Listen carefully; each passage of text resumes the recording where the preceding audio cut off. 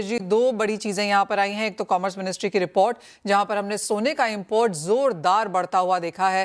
किस तरह से आप देखते हैं ये नंबर्स? और इन लेवल्स पे ऑफ कोर्स इन्वेस्टमेंट अच्छी खासी है, लेकिन ज्वेलरी के डिमांड को लेकर क्या सेंस है?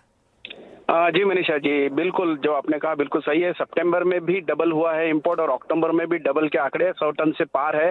सितंबर में भी 100 टन से ज्यादा का इंपोर्ट हुआ है और लगातार अक्टूबर में भी यही। इसके पीछे कारण यही है कि जिस तरीके से गोल्ड के रेट बढ़े हैं उसमें लोगों का थोड़ा सा अट्रैक्शन काफी इसके तरफ बढ़ा है।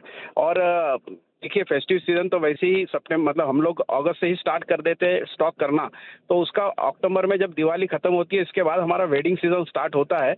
और एक अनुमान है कि 40 से 50 लाख वेडिंग्स नॉर्मली भारत में होती है।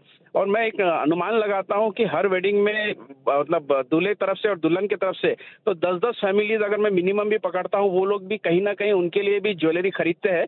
तो ऑटोमेटिकली ये आंकड़ा चले जाता है करीब 18 से 19 करोड़ के आसपास। तो ओवरऑल वेडिंग सीजन में 18 से 19 करोड़ तक के लोग स्पेशली वेडिंग सीजन के अंदर खरीदारी करते हैं।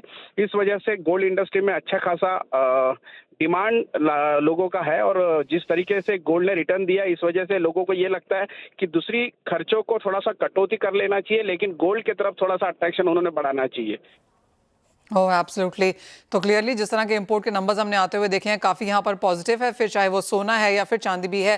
राजेश जी, दूसरी बात ये प्लैटिनम इंपोर्ट्स को लेकर है, और जिस तरह से हमने चांदी में सितंबर में होता हुआ देखा था, प्लैटिनम में ये नोटिफिकेशन यहाँ पे है। तो क्लियरली सोना यहाँ पर इन फॉर्म ऑफ चांदी प्लैटिनम के तौर पर आता हुआ दिखा है।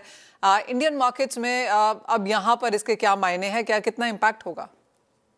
देखिए, प्लेटिनियम मतलब वैसे ऑलवेज प्लेटिनियम थोड़ा सा एक एलिट क्लास और ऐसे लोगों को पसंद करने वाला मेटल है कि जो नॉर्मली वेडिंग सीजन से वेडिंग में ही यूज करने वाले रिंग्स या ऐसी ज्वेलरी जो नॉर्मली बहुत ही एलिट क्लास यूज करते हैं, तो उससे बहुत ज्यादा इम्पैक्ट नहीं आएगा। लेकिन जो इंपोर्ट में रिस्ट्रिक्शंस के बारे में जो बातचीत चल रही है, उससे मुझे नहीं लगता है कि प्लेटिनियम के लिए बहुत ज्यादा इम्पैक्ट आएगा, क्योंकि बहुत सारे और भी मेटल्स है, जैसे गोल्ड में व्हाइट गोल्ड भी एक अल्टरनेटिव ऑलरेडी है। हाँ, ये साथ में इंपोर्ट में कहीं ना कहीं प्लेटिनियम के नाम पर बाकी चीजों को मिला के बुलाना और उसका बेनिफिट लेना, ये एक तरह से सही नहीं था। शायद इसी वजह से गवर्नमेंट ने ये स्टेप्स लिए हुए। राजेश जी, जिस तरह के गोल्ड के प्राइसेस हैं, क्या लगता है आपको, क्योंकि अच्छी खासी वॉलेटिलिटी अब बनती हुई नजर आई है, नवंबर ऑलमोस्ट एंड पे है, दिसंबर में कुछ ही दिन होते हैं जहां पर कारोबार होता है, स्पेशली अंतर्राष्ट्रीय बाजारों में, आपको लगता है इन स्तरों के आसपास ही हम सोना बंद होता हुआ देखेंगे?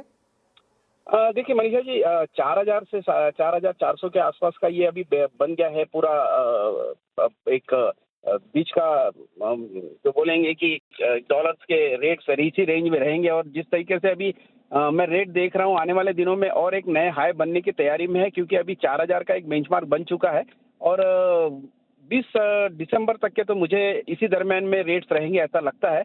और निश्चित तौर पे 2026 3 जनवरी के बाद एक नया रिकॉर्ड गोल्ड बनाएगा, ऐसी संभावना है। राजेश जी, बहुत